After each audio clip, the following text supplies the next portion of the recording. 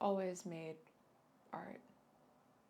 I've spent most of my life, childhood well into adulthood, consumed by artistic urges and following these urges even if it meant doing things that were hard or scary or paid less money or didn't seem like something a self-interested adult should be doing. And let me say, in my time as an artist, as a human, I have dabbled. I have dabbled deeply and broadly into so many things: painting, drawing, writing fiction, writing essays, cooking professionally, photography, and I've enjoyed all of these things so very much and learned and even gotten pretty damn good at a handful of them. And despite my growth, which even I can see from my own self-critical, narrow vantage point, I'm still not there. I still don't have a codified thing. I haven't tied all of these threads together. I don't have a style. Some days I don't feel like I have a voice. Many days I don't feel like I know what I'm doing. I'm almost 28, actually. Still got a couple of days. If you're watching this, maybe you're younger, maybe you're older, but you probably clicked on it because you feel similarly lost in your own experiments, in your own world. Maybe you have a desire for mastery over an artistic skill, or a desire to complete a huge project, a desire for recognition, or just a desire to feel like you know how to say something. Or maybe you think this is all stupid, some late 20s crisis, approaching 30. Oh God, what have I done with my life? And maybe I should have just picked one thing and stuck with it and honed that skill. Or maybe I should have just dropped the whole art thing entirely. I have wondered that too. Okay, but lately it hasn't bothered me as much, and that's because I've stopped letting it bother me. My biggest weakness is my uncertainty. It comes from somewhere deep in there, probably going back very far. I've lived with it as long as I can remember, and it's always about options, and am I making the right choice? Am I doing the right things in the right order? And I think about that, and I think about Sylvia Plath's fig tree. I saw my life branching out before me like the green fig tree in the story. From the tip of every branch, like a fat purple fig, a wonderful future beckoned and winked. One fig was a husband and a happy home and children, and another fig was a famous poet, and another fig was a brilliant professor, and another fig was E.G., the amazing editor, and another fig was Europe and Africa and South America, and another fig was Constantine and Socrates and Attila and a pack of other lovers with queer names and offbeat professions. And another fig was an Olympic lady crew champion, and beyond and above these figs were many more figs I couldn't quite make out. I saw myself sitting in the crotch of this fig tree, starving to death, just because I couldn't make up my mind which of the figs I would choose. I wanted each and every one of them, but choosing one meant losing all the rest, and as I sat there, unable to decide, the figs began to wrinkle and go black, and, one by one, they plopped to the ground at my feet. Our lives are fig trees.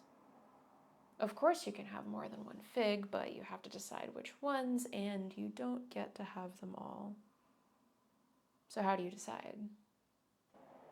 I'm not that old, but what I'm gonna say next makes me feel kind of old.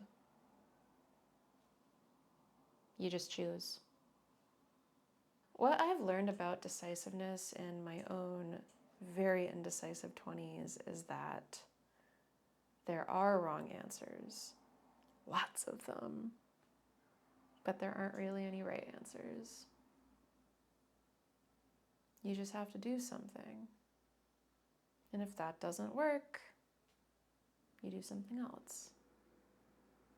Mistakes are part of it.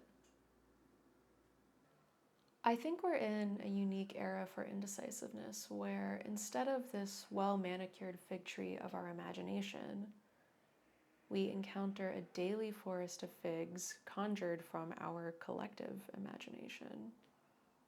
I'm talking about social media. With social media, not only do you see everyone else's figs, but if you let them, they can see yours. I'm not gonna delve very deeply into all of my thoughts about social media and life and art making. I just want to address this problem of our generation, which is that I think it's critical to distance yourself from social media, not just in your decision-making process for your life, but your decision-making process for your art. Social media feeds my indecisive tendencies because it displays every choice, but it also presents me with a toxic benchmark by which I can judge my life up against everybody else's life. And it gives me a really warped perspective on how artists develop because social media rewards artists who do one thing over and over again really, really well. Social media encourages specialization and stylization, and when you use social media as a benchmark of success, it means that you are not doing it right if you're a late bloomer running around with a handful of figs. No, get out. Okay, so last year I read this book, Range, Why Generalists Triumph in a Specialized World by David Epstein, and sorry, my dog's being obnoxious. Junie, come here. No, you're being a brat, so come here. Oh boy. Can you be good? Helpful and good? Okay, let's get you settled. This is Junie. She's helping today with my video. No, get down. Junie, no barking. A few months ago, I read this book, Range, Why Generalists Triumph in a Specialized World by David Epstein, and it made me feel good. It made me feel optimistic. In this book, Epstein argues that in a rapidly changing world, our current world today, generalists, individuals with diverse skills and experiences, tend to thrive more than specialists, despite the common perception that intense early specialization drives and predicts success.